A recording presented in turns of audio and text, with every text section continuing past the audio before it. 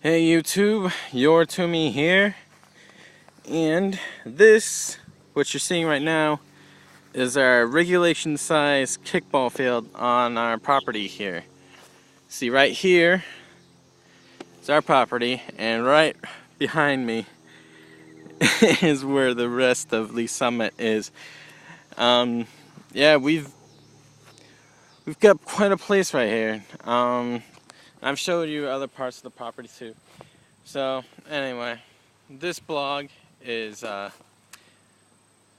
elaborating on scientific creationism. A lot of people didn't like it. It's probably because it was controversial, and to be honest, I don't care. I mean, it's controversial, yes, and biblically, we shouldn't be talking about that sort of stuff in public, but I wasn't the one who started this, okay? I want there to be dialogue within the Christian community. Then people stick their nose on other people's business, and you get this. You get people angry at Christianity because of random stuff that has nothing to do with Christianity. And I gotta say, sometimes it's called for. So I'm gonna elaborate. Hopefully, this will help me get more cred. And if people weren't upset that I was, gosh, there's nets everywhere. If people were upset just because I was talking about it, then you shouldn't talk about it either. Okay? You shouldn't be looking stuff up that you knew you were going to be angry with.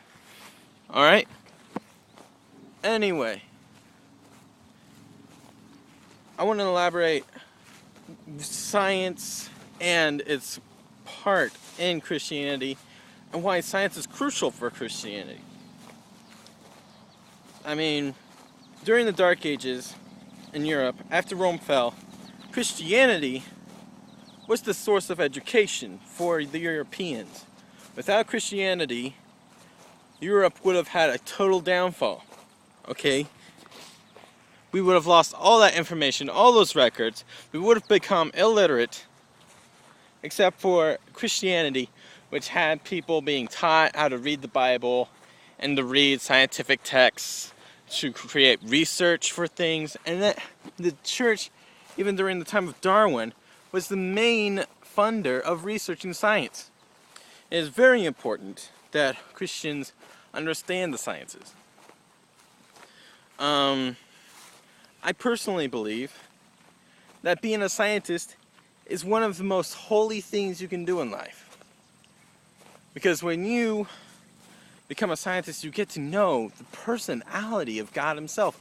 You get to know his mindset and how he went about doing things. For instance, in my scientific creationism stuff, I said that it was a possibility. Once again, these technically have to be my opinions, my personal beliefs. I am just throwing out stuff, and you can see and then have a different view from the freaking hate that is out there. Anyway, in my video I said it is possible that before man there was only 5 days. Well, if that was true, then what about the dinosaurs? And that is how it relates to what a scientist does and how it is holy and getting to know God. Why would God create dinosaurs' bones in the ground? If there was only 5 days before, what is the point of dinosaur bones? Now, I could say that it is artistic. And once you say it's artistic, you have to think about why would the artist want that sort of thing in the ground.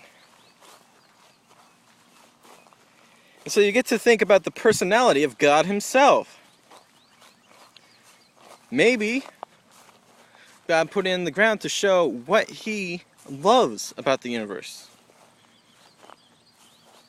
Before the universe, there was nothing. There was the void, the chaotic waters. In the early tradition, God is known as the God of order. And before all this universe, time did not exist. Everything was chaos, right? And then he put the dinosaur bones in the ground to show off, look what I did. I created time itself. So now you have fossil records showing time and showing evolution before man. Showing that I, God, created time and I want time to continue. Does that mean evolution is real? Well, we know evolution exists. It's scientific. Please don't fight me on that, okay? But why evolution? Why would God want things to change? That's an honest question. Why would he want time?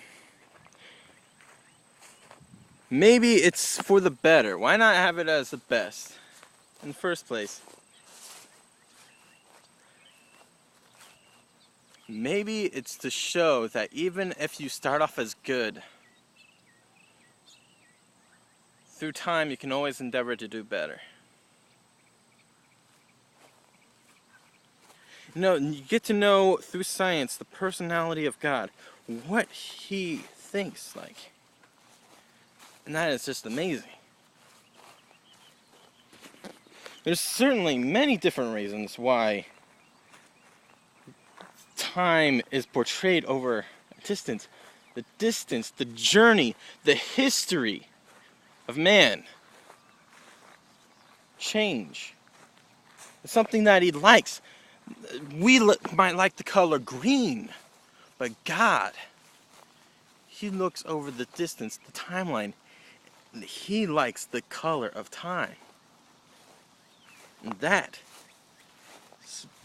blows my mind. Scientific creationism. How can creation have existed without it being an infinite line in the past? Alright, I can come up with a way.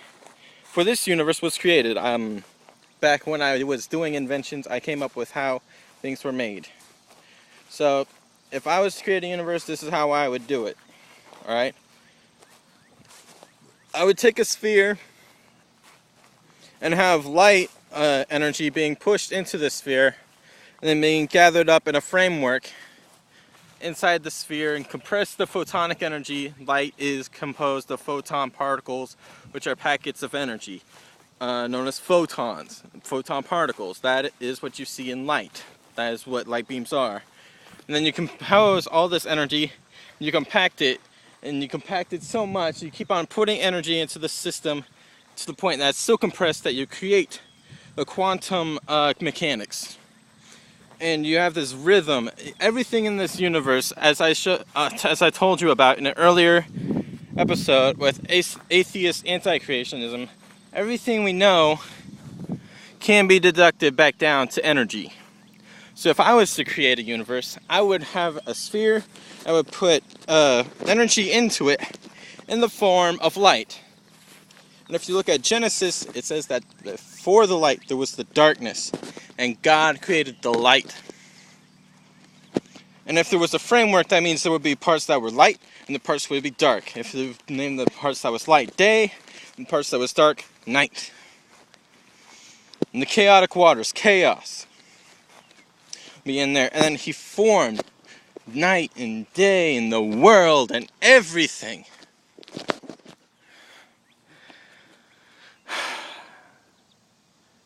Science is nothing to be afraid of if you're a Christian. If you were to get to know someone new, a certain person, you would ask, what do you like? What have you done? What are you doing?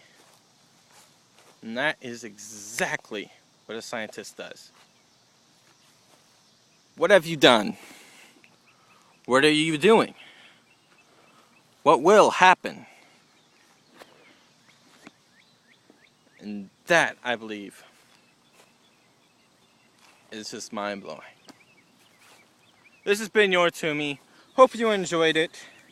If you have any questions at all about Christianity, about other things besides Christianity, don't be shy to ask. PM me, personal message me, write in the comments. I will get back to you in one way or another if I can. See you guys later. Peace.